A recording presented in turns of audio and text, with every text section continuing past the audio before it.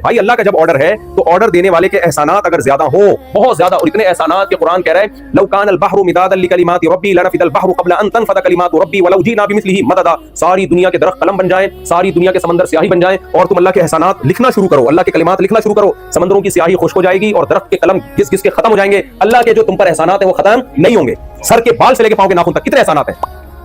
जिस खुदा के एहसानात के समंदर में डूबे हुए हैं वो हमें ऑर्डर दे रहा है कि फजर पढ़ लो। आपको यार मेरी आंख नहीं खुलती, वो आपको ऑर्डर दे रहा है जोहर पढ़ो, ये थोड़ी कह रहा है सारा दिन बैठ के नमाज़ें पढ़ो, ये थोड़ी कह रहा है सुबह उठना ही है ना, कह रहा है जल्दी उठ जाओ, इंसान के बच्चे बन जाओ, सुबह टाइम पे जल्दी उठ जाओ। मैं थाईलैंड में था, मैंने 6 बजे देखा सारी मार्केटें खुली हुई हैं। मैंने कहा इनके लिए, मार्केटों के लिए पूरी कौम का उठना बहुत आसान है, और हमारे लिए खुदा का हुक्म समझ के फजर के लिए उठना मुश्किल काम है।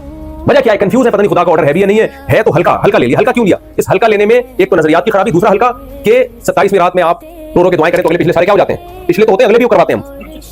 तभी 27वीं रात में जब खत्म कुरान के मौके पे लोग दुआएं मांग रहे होते हैं, ऐसे नौजवानों को मैं जानता हूं, उनका ईद वाले दिन फिल्म देखने का पूरा प्रोग्राम होता है, उनका पूरा प्लान होता है कि हम फिल्म देखेंगे जाके, और नई फिल्म, हमारी ईदों पे अक्सर नई फिल्में चलती है ना, तो आपको पता नहीं पाकिस्तान में चल रही है कि नहीं चल रही, तो हम जो है ये करेंगे वो करेंगे, और फिर रो रो के दुआएं होती हैं, और गर्लफ्रेंड का फोन बज रहा होता है, उसको कहते हैं अभी थोड़ा दुआ से फारिग हो जाऊं फिर बात करूंगा मैं आपसे। तो वजह क्या है भाई? आप अल्लाह के ऑर्डर को क्या ले रहे हो? हल्का ले रहे हो।